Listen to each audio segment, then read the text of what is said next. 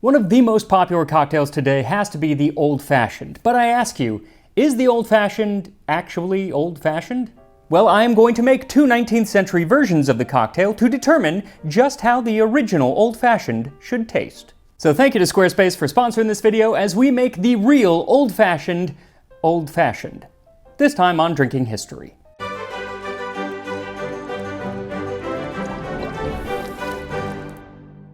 So today I'm going to be making two versions of this cocktail so I can show you a little bit of the evolution of the old-fashioned. I know what you're wondering, Max, why aren't you at your bar? You have a whole bar setup you could film this in.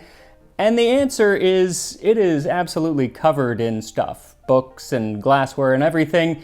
And I determined that it is too hot in my house for me to clear it off, so we're doing this in my kitchen. Anyway, we're going to start the history of the old-fashioned with the history of the cocktail, because that's what an old-fashioned is.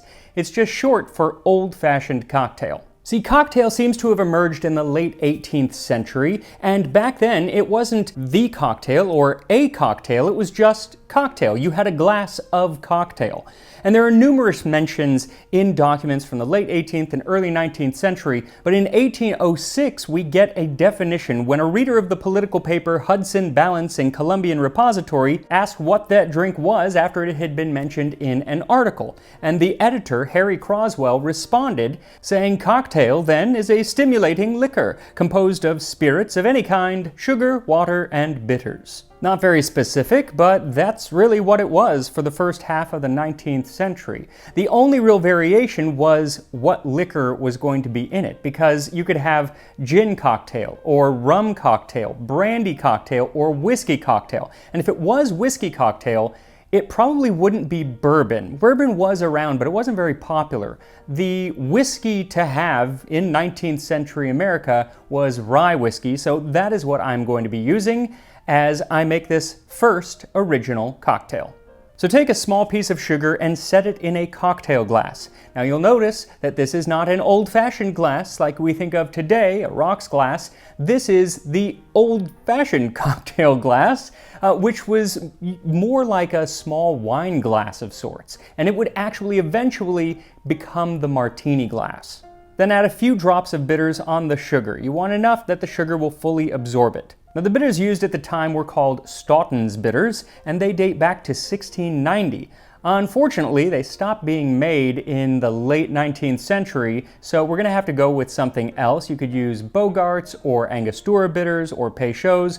All of those were around about 20 years after this mention of the cocktail, so I'm going to use Peychaud's. Then you want to muddle up that bitter-soaked sugar, and then all we do is add the water and the whiskey. I'm using Whistle Pig rye. It's similar to something that they would have had at the time, but the quantity is the question, and for that we have to look to a slightly later definition from 1833. Here Captain J.E. Alexander says to use 1/3 of the spirit to 2/3 of the water. Add bitters and enrich with sugar and nutmeg. They put nutmeg on absolutely everything back then. If you watch Townsend's, you would absolutely know that. Also, I think it's kind of a weird way to tell us how much water and liquor to use. 1/3 spirit and then 2/3 water. Just kind of an odd way.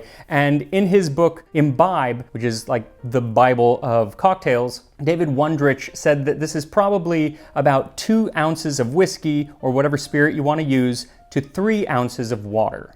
Then we're going to give that a stir to let the sugar dissolve as well as it can, and then, per Captain Alexander's suggestion, we will put a scrape of nutmeg on the top. So how is this different from a modern old-fashioned? Well, first of all, the glass. Second of all, no ice, so it's going to be room temperature. And at this time, pretty much everything was drunk either room temperature or warm. There was ice sold, but it was very expensive and very hard to come by until commercial ice became available in the early part of the 19th century, but at a saloon, they didn't really have it for quite some time. We'll get to that. But so it's room temperature. Also, you'll notice it's not so dark. Part of that's the Peychaud's. They're not as dark as the Angostura bitters. But also there's just a lot more water in here because you don't add water typically to a old-fashioned today other than the ice. Anyway, let's give it a try. Oh, and then the nutmeg, obviously, very different.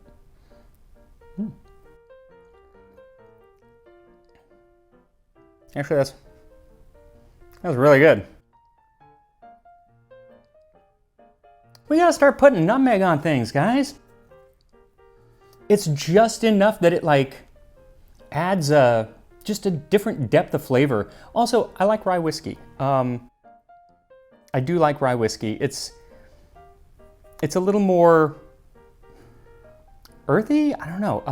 Like hay, kind of a hay flavor, wet straw instead of bourbon. Bourbon's fine too, but and you can use either one. I like that, and it's not too sweet. You know, some of the sugar is still at the bottom, and we'll get to what that sugar would, that sugar does get eaten. So this is really the old-fashioned before it got all gussied up with things like ice. But we will be using ice in the next version of the cocktail, but before we get to that, I think it's time for some history.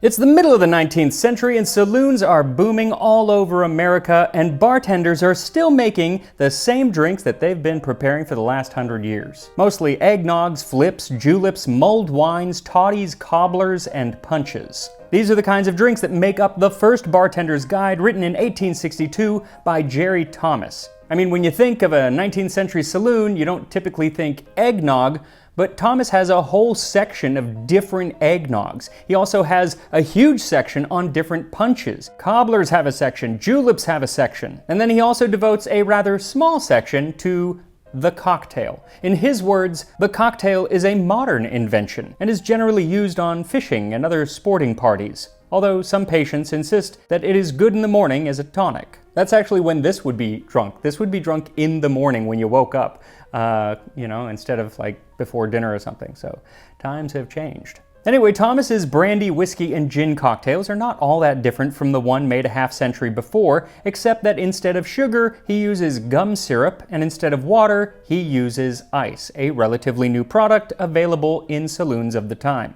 But even though it's made with ice, there is no ice in the drink when it's served. He has you strain out the ice and then serve it in, he says, a wine glass, but it would have been a glass similar to this. Then Thomas also includes recipes for what he calls fancy cocktails. These are the same, except that they add a little extra something in for flavor. One might have a lemon peel, another has a dash of curacao, another a little bit of absinthe. Shortly after he publishes his recipe, other bartenders start publishing theirs for what they call improved cocktails. And these really ramp up the amount of these foreign liquors, things like absinthe and orgeat and curacao and maraschino. Then there was a fortified wine which had come to America in the 1850s and had started to become popular in its own right by the 1860s, vermouth. By 1870, bartenders were using a lot of this in the cocktail, sometimes so much that it was half vermouth, half whatever spirit, and this is where you get the original versions of things like the Manhattan and the Martini. But while these cocktails did become more and more popular,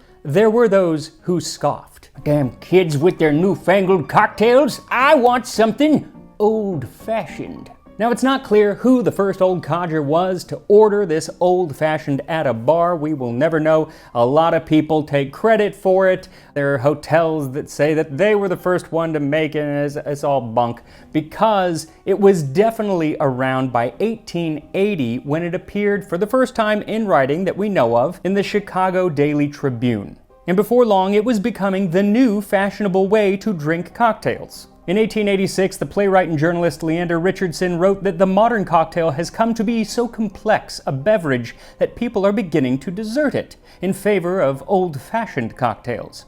In the regular line of drinks coming under this name, every bartender seems to have established his own private brand, so that people who are in the habit of whetting their appetites by the use of the friendly cocktail never know beforehand what they are going to take into their stomachs as they pass from bar to bar. The old-fashioned cocktail, on the contrary, is nearly everywhere recognized as being made with a little sugar, a little bitters, a lump of ice, a piece of twisted lemon peel, and a good deal of whiskey. It has no absinthe, no chartreuse, and no other flavoring extract injected into it. But even that is not really an old-fashioned because it now has ice and lemon peel. So I guess you could say that the old-fashioned of the 1880s was actually a new-fashioned old-fashioned.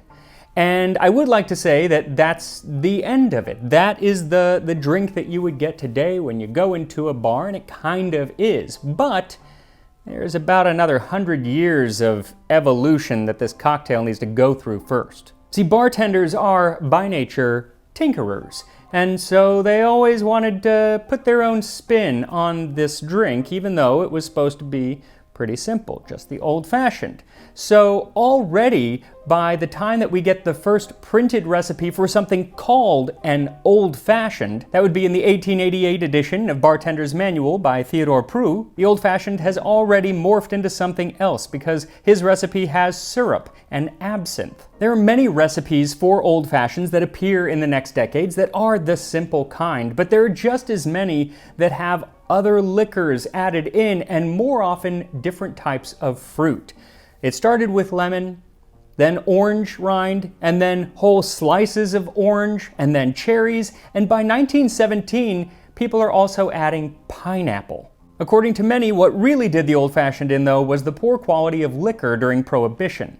In 1938, Westbrook Pegler lamented about that strange affectation cultivated in the time of Prohibition to stifle the taste of the liquor, called the old-fashioned cocktail, a fruit salad dunked in rye and crowned with a sprig of turnip greens. Through the 40s, 50s, and 60s, lots of recipes appear. Some are the classic, and a lot of them, most of them, have some fruit, sometimes so much that they are, like he said, kind of a fruit cocktail.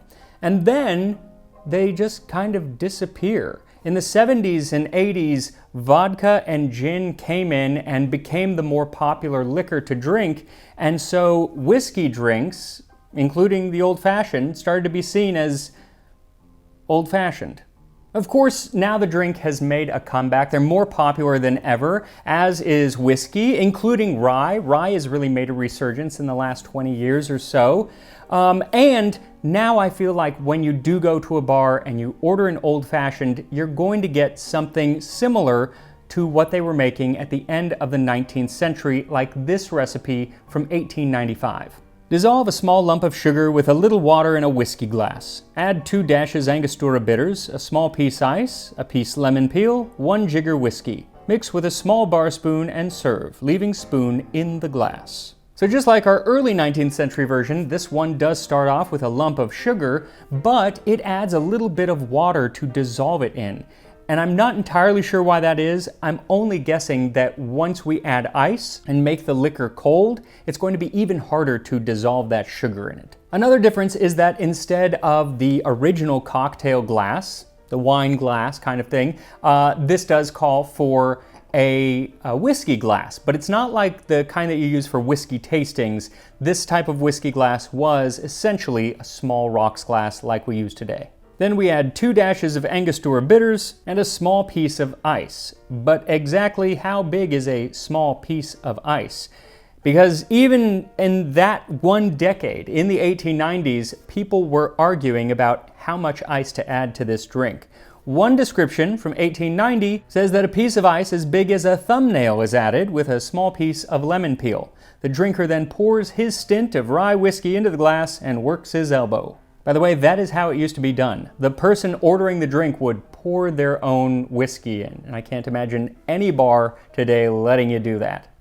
Anyway, so that's one description, saying a thumbnail-sized piece of ice, basically a chip of ice. But then another description from 1899 says, have lump ice about the size of an egg, but cut square or diamond shape, as this tends to improve the appearance very much in serving. Now this still isn't nearly as big as those massive cubes, the modern cubes that are like clear and everything that you'll get at nice bars, but it is definitely more than a chip of ice, so I am going with something kind of the size of a small egg, I guess. So add the ice in, and then make a piece of lemon peel and squeeze it over the top and drop it in, and then a jigger, which at this time was 1.5 ounces of whiskey.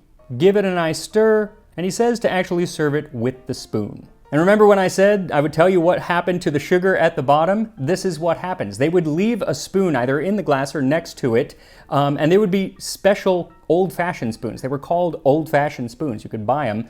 And then when you were done with the cocktail, you would spoon out the sugar that hadn't dissolved and just eat it as a little sweet treat at the end. So I tasted the early 19th century, and now it is time for the late 19th century, which I think is closer to the modern version. Cheers.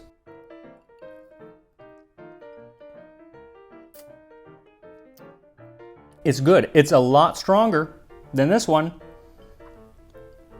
You can see why, just in the color. This one had a lot of water in it. This one has pretty much none, just a little bit of the ice, which is starting to melt, and it'll be completely gone in a few seconds because it's freaking hot in here. Also, the orange peel is adds a very different layer than the nutmeg. I kind of like the nutmeg, I'm not gonna lie.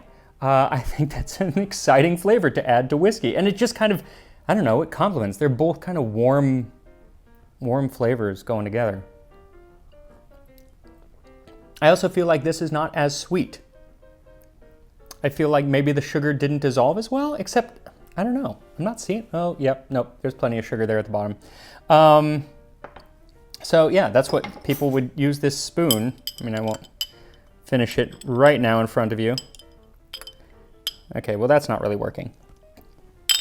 Anyway, they'd eat the sugar after they finish the cocktail.